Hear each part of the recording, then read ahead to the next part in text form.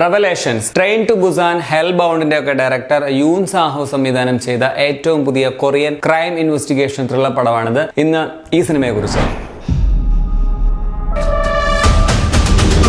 രണ്ട് തരത്തിൽ ഇല്യൂഷൻസ് ഉള്ള രണ്ട് കഥാപാത്രങ്ങൾ അവർ ഒരു പെൺകുട്ടിയുടെ മിസ്സിംഗ് കേസിൽ ഭാഗഭാക്കാകുന്നതും തുടർന്ന് നടക്കുന്ന സംഭവങ്ങളുമാണ് ഈ സിനിമ പറയുന്നത്. ഇത്തവണ സോംബിയും സൈഫയും അതൊന്നുമല്ല, ഒരു പ്രോപ്പർ ക്രൈം ത്രില്ലറാണ് ഡയറക്ടർ കൊണ്ടുവന്നിരിക്കുന്നത്. യൂൻ സാങ് ഹോയും ചോയ് ഗ്യൂ സൂക്കും ചേർന്ന് അവർ തന്നെ എഴുതിയ വെബ് ടൂണിനെ ബേസ് ചെയ്താണ് തിരക്കഥ രചിച്ചിട്ടുള്ളത്. പടം തുടക്കം മുതൽ തന്നെ നമ്മളെ ഹുക്ഡ് ആക്കി നിർത്തുന്നുണ്ട്. എൻഗേജിംഗ് ആണ്, കുറെ ടെൻഷൻ അടുപ്പിക്കുന്ന മൊമെന്റ്സ് പടത്തിലുണ്ട്. സോ എനിക്ക് പേഴ്സണലി സിനിമ ഇഷ്ടപ്പെട്ടു. എന്റെ ഒരു ടൈപ്പ് പടമായിരുന്നു. പക്ഷേ സിനിമയ്ക്ക് അതിൻ്റെതായ കുറച്ച് പോരായ്മകൾ ഉണ്ട്.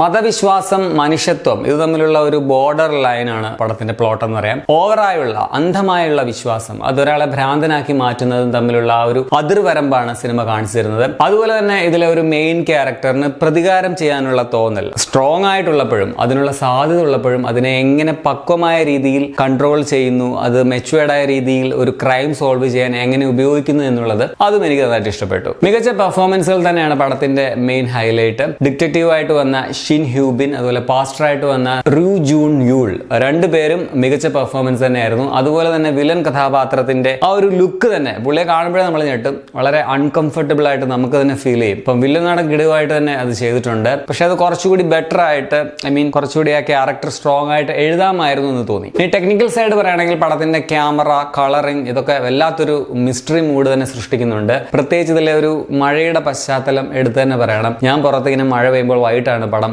കണ്ടുകൊണ്ടിരുന്നത്. സോ എനിക്ക് അത് ഭയങ്കര ഒരു ഫീൽ തന്നായിരുന്നു. ഒരു 30 മിനിറ്റ് കഴിയുമ്പോൾ ഒരു ഹില്ലിൽ അവിടെ ഒരു സീനുണ്ട്. ആ സീനിന്റെ ഒരു ഭീകരത, BGM ഒക്കെ നൈസ് ആയിരുന്നു. So editing, background score, sound design ഒക്കെ മികച്ചതാണ്. ടെക്നിക്കലി പടം നൈസ് ആണ്. വളരെ ബേസിക് ആയിട്ടുള്ള ത്രില്ലർ ആണ് എന്ന് മൊത്തത്തിൽ നമുക്ക് ഫീൽ ചെയ്യുന്ന പടത്തിന്റെ ഒരു നെഗറ്റീവ് ആയിട്ട് പറയാം. പിന്നെ കുറെ അധികം ലോജിക്കൽ ഇഷ്യൂസ് ഒക്കെ കഥയിലുണ്ട്. പിന്നെ സെക്കൻഡ് ഹാഫിൽ കുറെ കാര്യങ്ങൾ വളരെ പ്രെഡിക്റ്റബിൾ ആയിരുന്നു. നമുക്കറിയാം ഇങ്ങനെയായിരിക്കും കഥ പോവുക, തീരുക എന്ന്. സ്റ്റിൽ എൻഡിങ് ഒക്കെ കുറച്ച് ഇമോഷണൽ ആയിട്ട് തന്നെ എനിക്ക് ഫീൽ ചെയ്തു. എങ്കിലും തിരക്കഥ കുറച്ചുകൂടി മികച്ചതാക്കാമായിരുന്നു എന്ന് തോന്നി. സോ ആകമൊത്തം ടോട്ടലിൽ ഒരു അതിഗംഭീര സംഭവമൊന്നുമല്ല. നമ്മൾ കണ്ടിട്ടുള്ള ടൈപ്പ് പടം ആ ഒരു ടൈപ്പ് ത്രില്ലർ ഒക്കെയാണ്. പക്ഷേ ഒരു ഡീസന്റ് ത്രില്ലർ ആയിട്ടാണ് എനിക്ക് ഫീൽ ചെയ്തത്. എനിക്ക് സിനിമ നന്നായിട്ട് ഇഷ്ടപ്പെട്ടു. ത്രില്ലർ പ്രേമികൾക്ക് ഇഷ്ടമാവുമെന്നാണ് ഞാൻ വിചാരിക്കുന്നത്. പടം നെറ്റ്ഫ്ലിക്സിൽ ഡയറക്റ്റ് OTT റിലീസ് ആയിരുന്നു. കൊറിയൻ ആണ് ഒറിജിനൽ ലാംഗ്വേജ്. ഒപ്പം ഇംഗ്ലീഷ്, ഹിന്ദി, തമിഴ്, തെലുഗു ഡബിങ്ങും അവൈലബിൾ ആണ്. മലയാളം ഇല്ല. 2 മണിക്കൂർ 2 മിനിറ്റാണ് സിനിമയുടെ ദൈർഘ്യം. Nudity, sex scenes, over violence അങ്ങനെയൊന്നും പടത്തിലില്ല.